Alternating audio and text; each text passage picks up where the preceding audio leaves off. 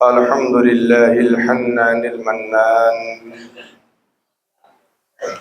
الذي خلق الإنسان وعلمه البيان،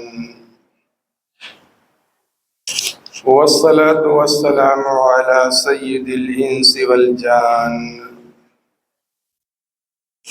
وعلى آله وأصحابه الكرام. أما بعد، فأعوذ بالله من الشيطان الرجيم. بسم الله الرحمن الرحيم. يا أيها الذين آمنوا كتب عليكم الصيام كما كتب على الذين من قبلكم لعلكم تتقون. آمنت بالله صدق الله مولانا العظيم وبلغنا رسوله النبي الأمين الكريم، ونحن على ذلك لمن الشاهدين والشاكرين والحمد لله رب العالمين. عزیزان ملت اسلامیہ، کچھ عرض و معروف سے پہلے آئیے ہم اور آپ مل کر نہایت ہی ادب و احترام کے ساتھ ساری کائنات کے آقا و مولا، روحی فدا، انیس دو جہاں، رحمت دو جہاں صلی اللہ تعالی علیہ وسلم کی بارگاہ بے کس پناہ میں درود و سلام کا نذرانہ عقیدت پیش کر لیں. اللہم صلی علی سیدنا و شفیعنا و نبینا و کریمنا و مولانا محمد مبارک وسلم. صلاة و سلاما علیک یا رسول اللہ، صلاة و سلاما علیک یا حبیب اللہ. سعادت کے جلوں میں رحمت پروردگار آئی، سعادت کے جلوں میں رحمت پروردگار آئی. مسلمانوں کے گھر چل کر خدا کا لطف عام آیا، مسلمانوں کے گھر چل کر خدا کا لطف عام آیا. مسلمانوں کے گھر چل کر خدا کا لطف عام آیا.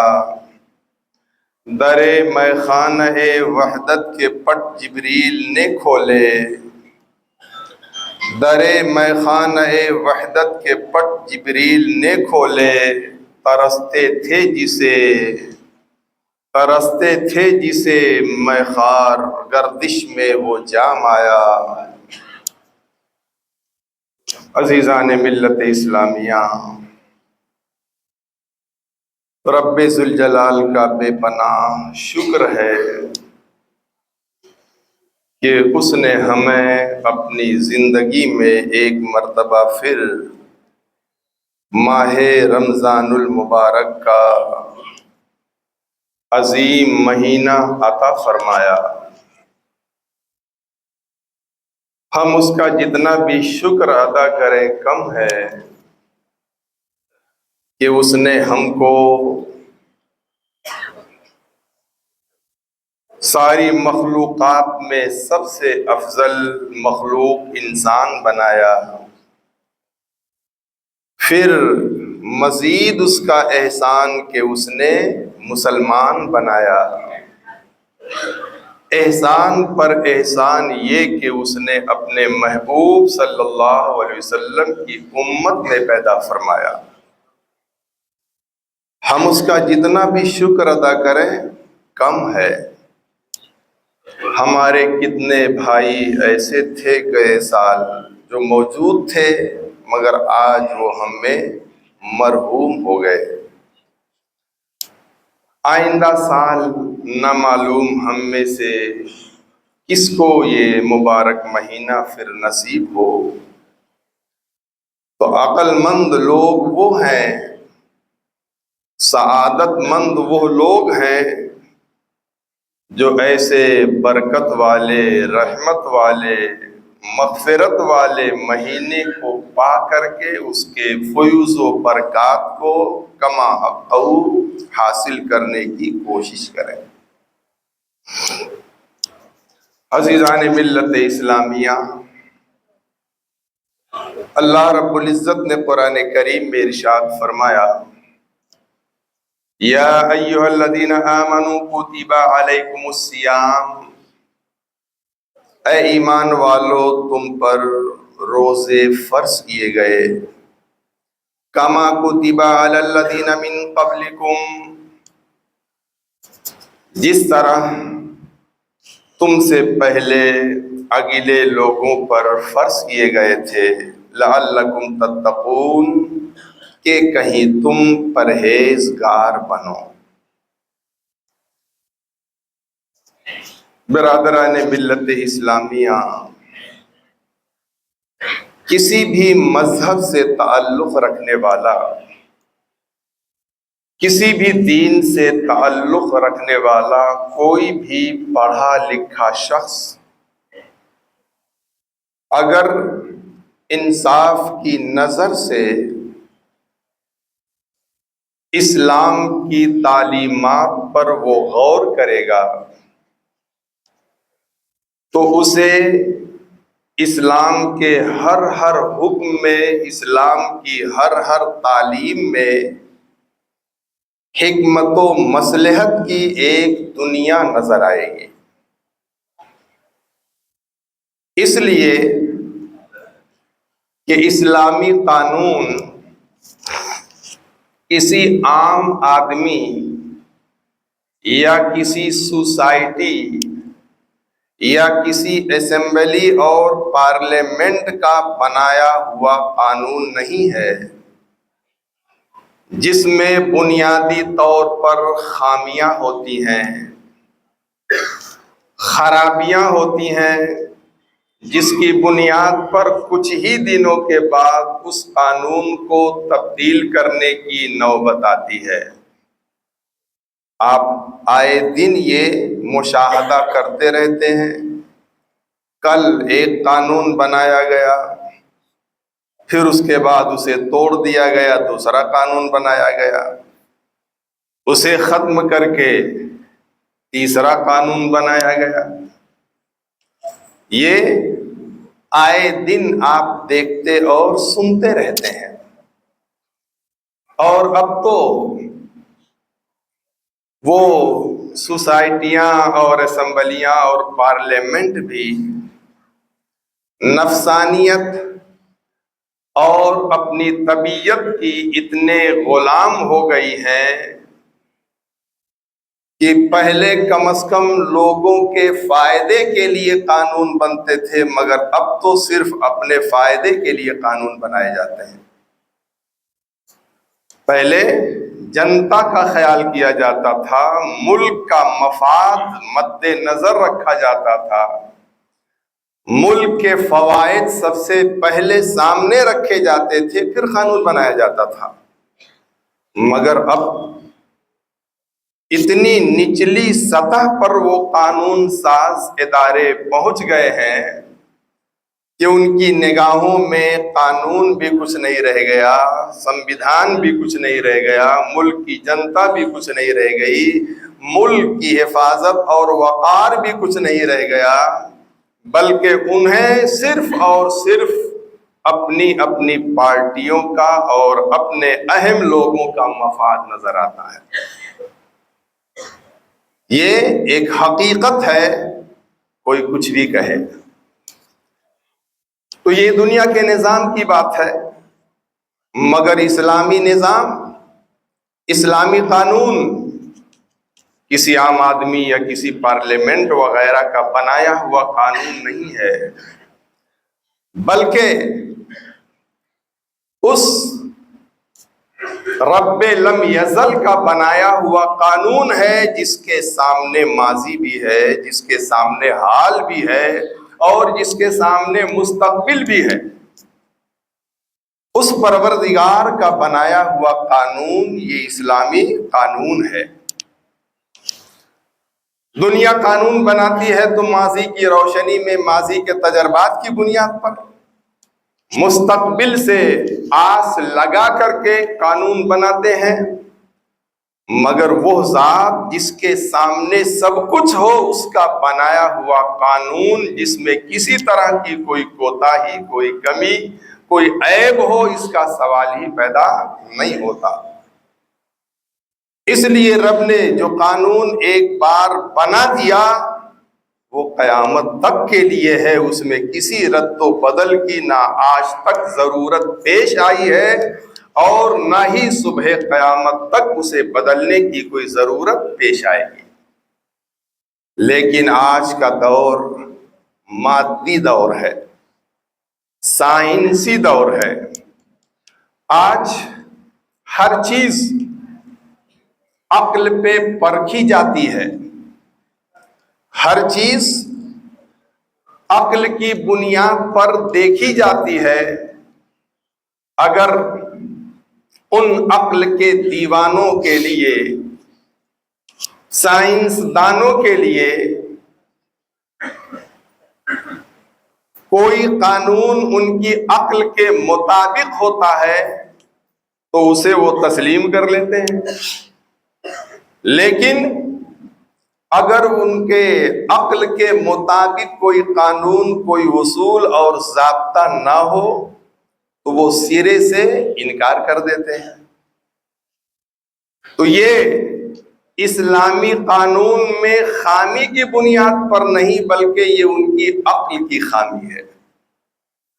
ان کی عقل ناتمام کی رسائی کی بات ہے کہ وہاں تک ان کی رسائی ہی نہیں ہے کہ وہ اس کی حکمت اور اس کی مصلحت کو سمجھ سکیں، ورنہ اسلام کے کسی قانون میں نہ کوئی خامی ہو سکتی ہے، نہ کوئی عیب ہو سکتا ہے، نہ کوئی نقص ہو سکتا ہے۔ انہی اصولوں میں سے روزہ بھی ایک اہم ترین فریضہ ہے، ایک اہم ترین اسلام کا ایک رکن ہے،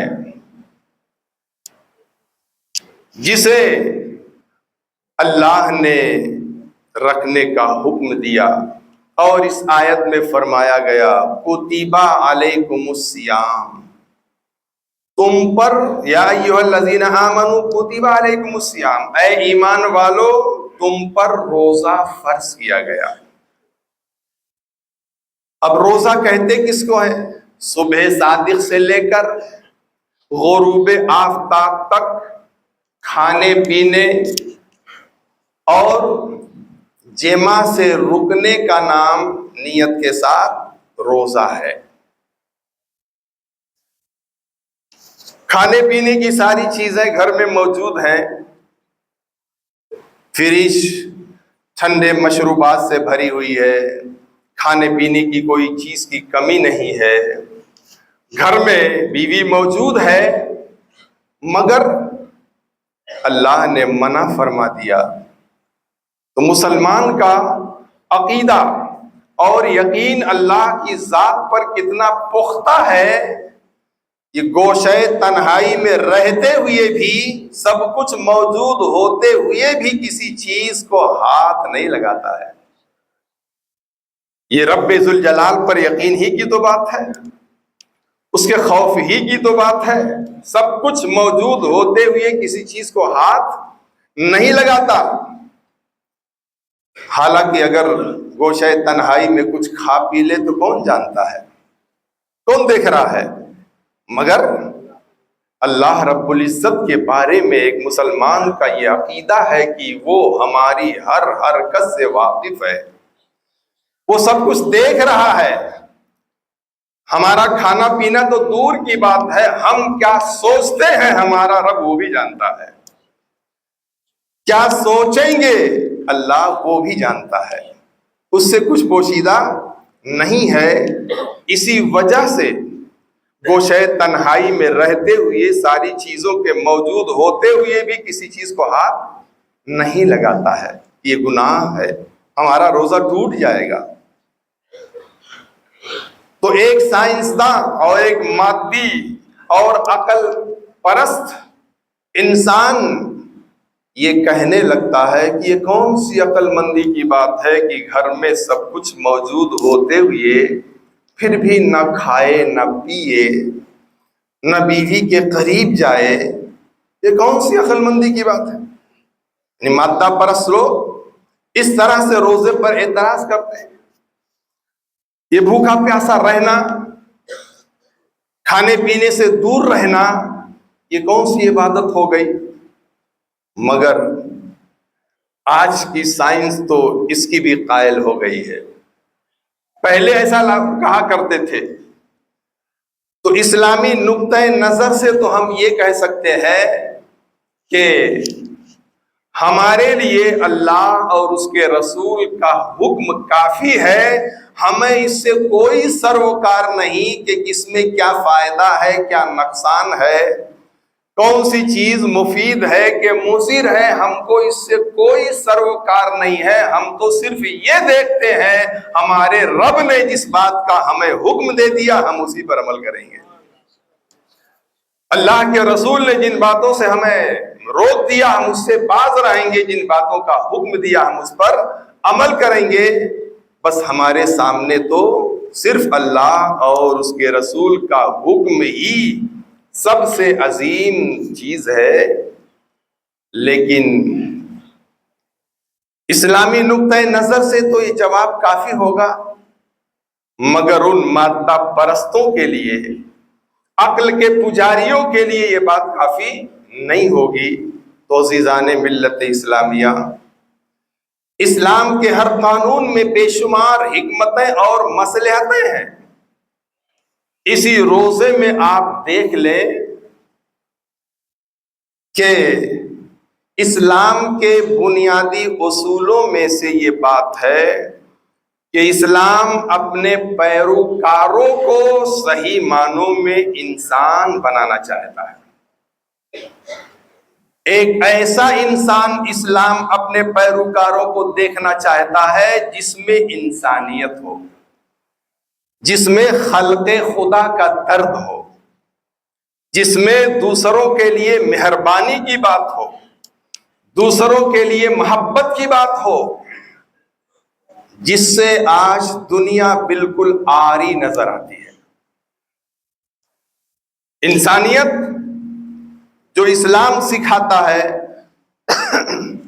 اسلام کے ہر حکم میں انسانیت کا عظیم درس پایا جاتا ہے. اور اسی انسانیت سے آج دنیا بالکل خالی نظر آتی ہے. خاص کر حکمراں طبقہ تو بالکل انسانیت سے عاری ہو چکا ہے. پوری دنیا کا ہی حال ہے. جہاں بھی آپ اس ملک کا حال آپ دیکھ لیں. تو اسلام اپنے ماننے والوں کو ایک بہترین انسان دیکھنا چاہتا ہے. ایسا انسان جس کے دل میں دوسروں کا درد ہو، دوسروں کی خیر خواہی کا جذبہ ہو، دوسروں کی مدد کا جذبہ ہو. خود بھوکا رہ لے مگر کسی کو بھوکا دیکھنا گوارا نہ کر سکے. خود پیاسا رہ لے مگر کسی دوسرے کو پیاسا رہتے دیکھنا گوارا نہ کر سکے. اسلام اپنے پیروکاروں کو ایسا انسان دیکھنا چاہتا ہے. اب آپ دیکھیں روزے میں بے شمار مادی فائدے ہیں. ان میں سے ایک فائدہ کہ اسلام میں روزہ فرض ہے. ہر عاقل و بالغ پر روزہ فرض ہے، چاہے وہ امیر ہو چاہے غریب ہو. جو روزہ رکھنے کی استطاعت رکھتا ہو اس پر روزہ رکھنا فرض ہے. اب دیکھیں آپ، جب ایک امیر کبیر آدمی، ایک ثروت والا، ایک دولت مند آدمی روزہ رکھے گا، جو پورے 11 مہینے آسودہ ہو کر کے کھاتا ہے اور اس کے وہاں کسی چیز کی کمی نہیں ہے، ہر چیز بر وقت موجود ہوتی ہے، وہ جو چاہے کھا سکتا ہے پی سکتا ہے. لیکن جب ایک سرمایہ دار روزہ رکھے گا اور صبح صادق سے لے کر غروب آفتاب تک بھوکا اور پیاسا رہے گا، جو 11 مہینہ کبھی نہیں رہا، اسے پتہ ہی نہیں ہے بھوک کیسی ہوتی ہے، اسے پتہ ہی نہیں ہے پیاس کی شدت کیسی ہوتی ہے، کس طرح سے آدمی کے گھر میں کھانے کی چیز نہ ہو اس پر کیا کیفیت گزرتی ہے، جس کے پاس پینے کے لیے صاف و شفاف پانی نہ ہو اس کے اوپر کیا گزرتی ہے، اس امیر و کبیر آدمی کو اس کا پتہ ہی نہیں ہے، اس کی خبر ہی نہیں ہے، اس کا احساس ہی نہیں ہے، وہ کبھی بھوکا رہا ہی نہیں، وہ کیا جانے بھوک کیسی ہوتی ہے۔ جو کبھی پیاسا رہا ہی نہیں اسے کیا پتا کہ وہ پیاس کیسی ہوتی ہے۔ لیکن جب اللہ کے حکم کے مطابق وہ روزہ رکھے گا اور روزے کی حالت میں اسے بھوک بھی لگے گی، پیاس بھی لگے گی۔ آج آدمی اتنا کھانے کی کوشش کرتا ہے سحری میں، افطاری میں، کہ نہ بھوک کا احساس ہو نہ پیاس کا احساس ہو، پھر روزہ کیا ہے وہ؟ حالانکہ زیادہ کھانے پینے سے بے شمار نقصانات ہیں۔ زیادہ سحری میں کھا لیا تو دیکھیں الٹی ڈکار آ رہی ہے، بدن بھاری ہے، سست ہے، اور کبھی جلاب بھی آ جاتا ہے۔ لیکن اس چکر میں کہ دن بھر بھوک نہ لگے خوب کھا لو، نہیں، ہلکی غذا نہایت ہی مفید ہوتی ہے اور دن بھر آدمی کو سکون رکھتی ہے۔ اگر صحیح معنوں میں روزے کا لطف لینا ہو نا تو ہلکی غذا، معمولی غذا، تو ظاہر بات ہے بھوک بھی لگے، پیاس بھی لگے، احساس ہو، پتہ چلے، تب تو نہ معلوم ہوگا کہ روزہ ہے۔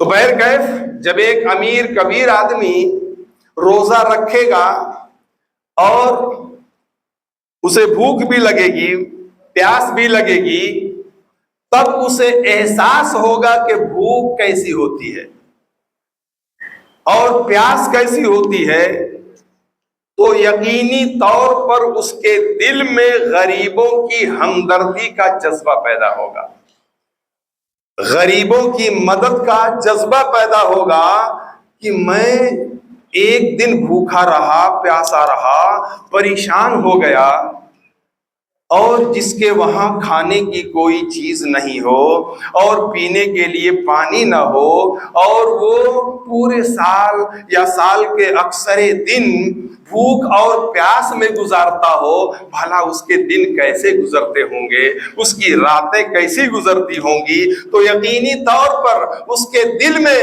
غریبوں کی مدد کا احساس پیدا ہوگا، غریبوں کی بھوک کا احساس پیدا ہوگا، غریبوں کی مدد کا احساس پیدا ہوگا، ان کی پیاس کی شدت کا اسے احساس ہوگا۔ تو روزہ ایک امیر و کبیر آدمی کے دل میں جذبہ ہمدردی پیدا کرے گا، بھوکا اور پیاسا رہنے کی وجہ سے۔ اور جب ایک غریب آدمی روزہ رکھے گا، مفلوق الحال آدمی روزہ رکھے گا، تو اس کے پاس تو کھانے اور پینے کی فراوانی ہے نہیں۔ 11 مہینے کی یہ مشق، 11 مہینے کی، 1 مہینے کی یہ مشق، 1 مہینے کی بھوک اور پیاس روزہ رکھنے کی وجہ سے اس غریب انسان کو بھوک اور پیاس کا اتنا عادی بنا دیں گی کہ اگر اس پر فاقہ کشی کا موقع آئے، پیاس کی شدت کا وقت آئے، تو بجائے اس کے کہ وہ شکوہ و شکایت کے کلمات زبان پر لائے، بلکہ روزہ کی بنیاد پر اس کے اندر صبر پیدا ہو چکا ہوگا، اس کے اندر بھوک اور پیاس برداشت کرنے کی صلاحیت پیدا ہو چکی ہوگی، وہ بھوکا اور پیاسا رہ کر کے بھی اللہ کا شکر ادا کرے گا، کبھی ناشکری کے کلمات اس کی زبان پر نہیں آئیں گے۔ تو اگر ایک امیر و کبیر آدمی روزہ رکھے تو اس میں بھی بے شمار مصلحتیں ہیں، اور ایک غریب رکھے تو اس میں بھی بے شمار فوائد ہیں۔ اسی طرح سے ہر کوئی جانتا ہے کہ تندرستی 1000 نعمت ہے، ہر کوئی کہتا ہے، مگر اس کے جو اصول ہیں، اس کے جو ضوابط ہیں، اس پر بہت کم لوگ ہیں جو عمل کرتے ہیں۔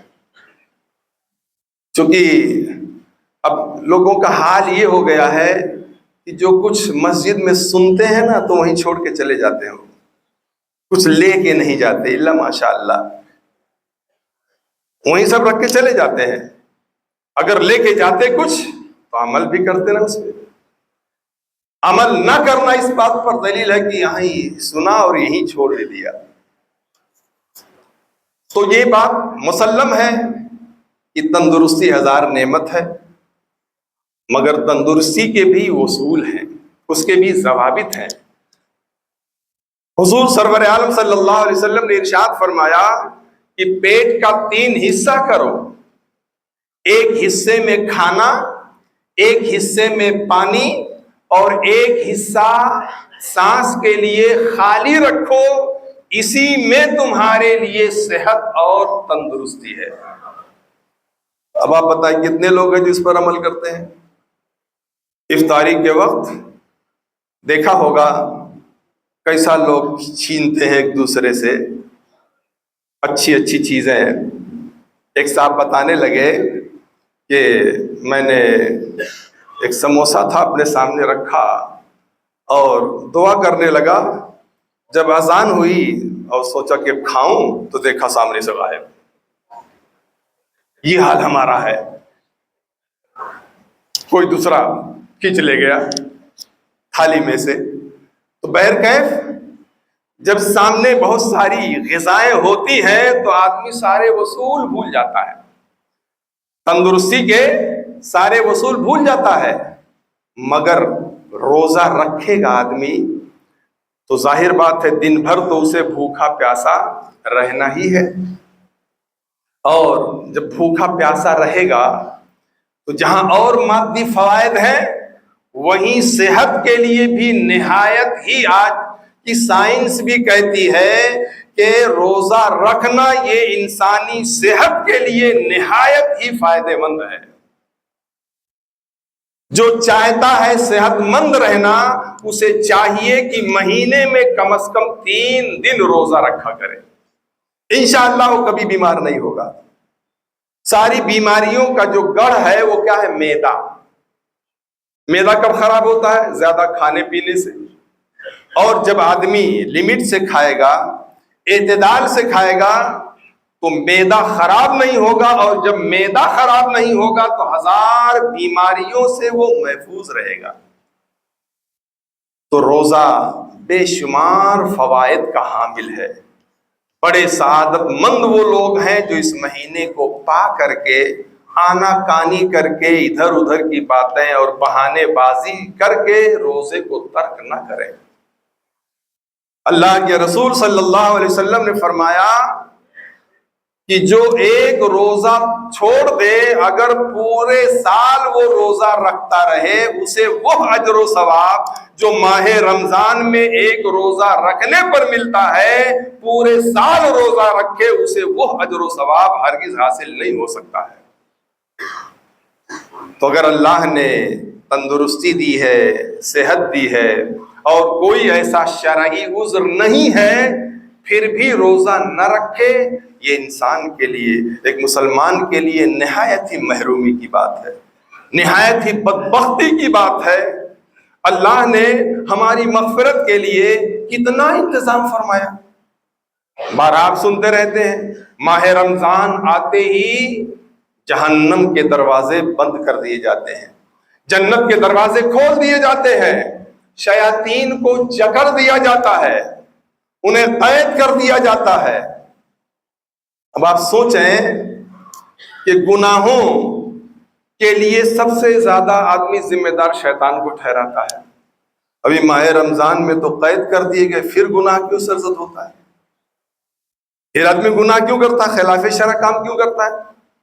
ہمارے اندر نفس ہے نا، ہم نے اپنے جس نفس کو پورے 11 مہینے گناہوں کا عادی بنا دیا ہے، خلاف شرع کام کے کرنے کا عادی بنا دیا ہے، تو شیطان بھلے قید کر دیا جائے مگر ہمارا نفس تو آزاد ہے نا، ہمارا نفس تو ہمارے ساتھ لگا ہوا ہے نا، وہ برائیوں کی طرف لے جاتا ہے، وہ گناہ کراتا ہے۔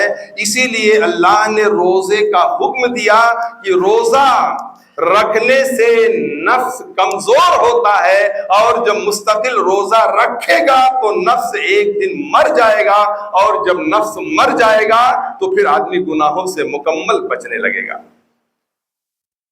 تو اللہ نے دیکھا ہے کیسا انتظام کیا ہمارے لیے مغفرت کا، جہنم سے آزادی کا، گناہوں سے بچنے کا۔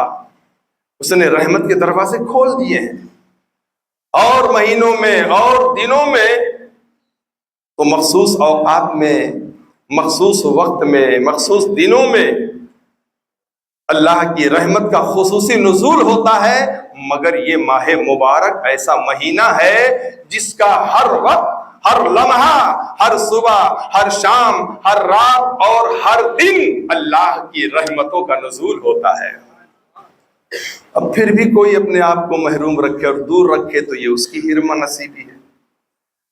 حدیث پاک میں حضور صلی اللہ علیہ وسلم نے ارشاد فرمایا کہ قیامت کے دن روزہ اور قرآن اللہ کی بارگاہ میں شفاعت کریں گے، یہ دونوں شفیع بن کر آئیں گے۔ اللہ کی بارگاہ میں روزہ عرض کرے گا، اے اللہ، یہ روزہ رکھنے والا میری وجہ سے دن بھر بھوکا اور پیاسا رہا، میری وجہ سے دن بھر یہ اپنی بیوی سے دور رہا، اے اللہ اس کی مغفرت فرما دے۔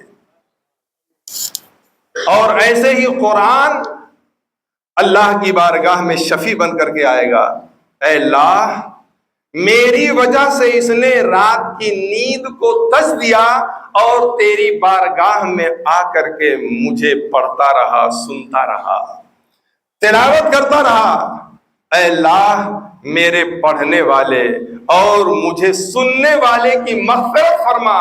اللہ رب العزت روزہ کی بھی شفاعت قبول فرمائے گا اور قرآن کی شفاعت بھی قبول فرمائے گا، اور جنہوں نے ماہ رمضان کو حالت روزہ میں گزارا ہے ان کی مغفرت فرما دے گا، اور جنہوں نے رات میں تراویح کی نماز پڑھی ہے قرآن کی شفاعت سے ان کی مغفرت فرما دے گا۔ عزیزان ملت اسلامیہ، جہاں روزے میں دینی فوائد اور اجر و ثواب بے شمار ہیں، وہیں دنیاوی فوائد بھی بے شمار ہیں۔ اگر کسی کی عقل وہاں تک نہ پہنچ سکے تو یہ اس کی عقل ناتمام کا قصور ہے، نہ یہ کہ روزے میں فوائد نہیں ہے۔ اللہ کا کوئی حکم حکمت و مصلحت سے خالی نہیں ہے۔ ہمیں روزے کا ادب کرنا چاہیے، ماہ رمضان کا ادب کرنا چاہیے، اور حالت روزہ میں صرف کھانے پینے اور صحبت ہی سے نہ رکے، بلکہ تمام برائیوں سے اپنے آپ کو روکنا چاہیے۔ دیکھیں اللہ پر کتنا بڑا یقین ہے۔ یہ کھانا پینا، بیوی سے صحبت جائز ہے نا، حلال ہے نا، یہ ناجائز چیز تو ہے نہیں، حلال چیزیں ہمارے لیے حلال ہیں۔ ہاں حالت روزہ میں انہیں روک دیا گیا۔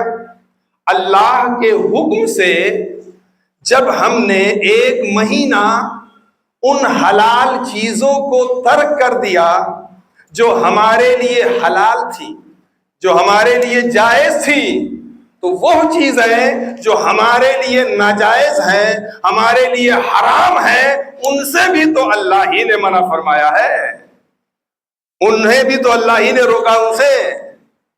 تو جب ہم نے اس کے حکم کے مطابق حلال چیزوں کو ترک فرما دیا ہے تو حرام چیزوں کو تو بدرجہ اولا ہمیں ترک کر دینا چاہیے۔ اور صرف رمضان ہی نہیں، رمضان کے علاوہ بھی ہمیشہ ہمیں ان تمام خلاف شرع کاموں سے باز رہنا چاہیے جن سے اللہ اور اس کے رسول نے منع فرمایا ہے۔ یہ ایک مہینے کی تربیت کا نتیجہ ہونا چاہیے، ایک مہینے کی روزہ کی تربیت کا فائدہ ہونا چاہیے کہ جس طرح سے ہم نے ماہ رمضان میں برائیوں کو چھوڑا، ایسے ہی ہمیشہ چھوڑ دیں، ہمیشہ کے لیے تمام برائیوں کو ترک کر دیں۔ عزیزان ملت اسلامیہ، کچھ ضروری باتیں، کچھ اعلانات، آپ جیسا کہ اس سے پہلے سنے کہ عالی جناب سید مظفر حسین صاحب کی طرف سے 10ویں 12ویں اور گریجویٹ پوسٹ گریجویٹ کے وہ سبھی طلباء جن کے لیے اپنے گھروں میں پڑھنا آسان نہیں ہوتا ہے، جامع مسجد الشمس میں ان کے پڑھنے کا اہتمام کیا گیا ہے، وہ اپنی امتحان کی تیاری یہاں آ کر کے صبح بھی، دوپہر بھی، شام بھی اپنے وقت کے حساب سے یہاں آ کر کے وہ پڑھ سکتے ہیں۔ بہت خوش آئند اور بہت ہی اچھی بات ہے کہ ان کے لیے یہاں مسجد میں ہر طرح کا انتظام کیا گیا ہے۔ اور تراویح کی نماز، آج ہم اللہ اور اس کے رسول کے بتائے ہوئے فرامین کا دھیان کم کرتے ہیں، الا ماشاء اللہ اپنی طبیعت کا دھیان زیادہ کرتے ہیں۔ کہیں دیکھیں تو 6 دن کی تراویح ہو رہی ہے، کہیں دیکھیں تو 10 دن کی تراویح ہو رہی ہے۔ یہ سراسر اپنی طبیعت کی بات ہے، یہ نفسانیت کی بات ہے۔ پہلے ایسا کہیں تھا؟ کہیں ایسا نہیں تھا، کبھی ایسا نہیں تھا۔ یہ اپنے آرام کے لیے کیا 6 دن پڑھ لیا، بھلے قرآن ختم ہو گیا، 10 دن میں ختم ہو گیا تو کیا تراویح نہیں ہے؟ پھر تراویح تو پڑھنا ہے نا پورے مہینے۔ تو اس طرح سے 6 دن کا عادی بنا کے 10 دن کا آرام پہنچا کے انہیں خراب کرنے کی بات ہے۔ اگر انہوں نے 6 دن پڑھ کے پھر چھوڑ دیا تراویح، 10 دن پڑھ کے پھر چھوڑ دیا، اور زیادہ تر ایسا ہی ہوتا ہے، وہ لوگ پھر نہیں پڑھتے، الا ماشاء اللہ ان سارے لوگوں کا گناہ اس کے سر جائے گا جنہوں نے 6 دن کی تراویح رکھا ہے۔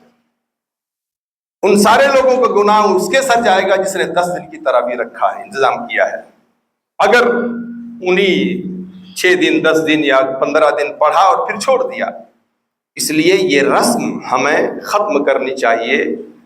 یہ رسم بد ہے، یہ بری رسم ہے اپنے آرام کے لیے۔ اس طرح سے کرنا ہرگز درست نہیں ہے، اس سے بچنا چاہیے۔ اور اس بار آپ نے بھی دیکھا کہ 29 تاریخ کو 29 شعبان کو چاند کے دیکھنے میں اور اعلان میں تاخیر ہوئی۔ آپ کا درد، آپ کی تکلیف ہمیں بھی محسوس ہوتی ہے، لیکن یہ بات اپنی طبیعت کی نہیں ہے، یہ بات شریعت کی ہے۔ ہم اپنے طبیعت کے تقاضے کی بنیاد پر جلد بازی کرتے ہیں، مگر شریعت کا بھی تو تقاضا ہے۔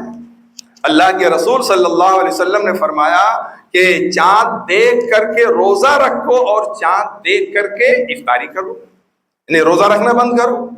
تو جب چاند دیکھا نہیں، اس کی شہادت نہیں ملی، تو کیسے اعلان کر دیا جائے؟ تو یہ بات طبیعت کی نہیں ہے نا، 10 لوگ بول رہے ہیں، پورا محلہ بول رہا ہے تو اعلان کر دیا جائے۔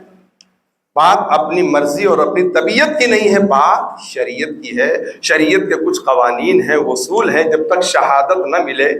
کتنے لوگ آئے مجھ سے بولے کہ فلاں جگہ چاند ہو گیا، فلاں جگہ چاند ہو گیا، فلاں نے دیکھا۔ میں نے کہا آپ نے دیکھا؟ یا جس نے آپ سے کہا ہے وہ یہ کہہ سکتا ہے کہ میں نے دیکھا؟ نہیں، یہ تو نہیں معلوم۔ بتائیے، اسی قسم کی بات ہے۔ ایک صاحب تو یہاں تک آئے، فلاں مسجد میں اعلان ہو چکا، حالانکہ اچھے آدمی ہے وہ، جھوٹے نہیں، میں نہیں، اچھے آدمی ہے وہ، مگر کیا دوسروں سے سن کر کے ہم گمراہ ہو جاتے ہیں۔ کہا فلاں مسجد میں اعلان ہو چکا، آپ بھی کر دیجئے۔ میں کہا اچھا ابھی پتہ لگا لیتا ہوں۔ ہم بار بار مجھے فون دے رہے ہیں، آپ بات کر لیجیے، بات کر لیجیے، وہاں اعلان ہو چکا ہے۔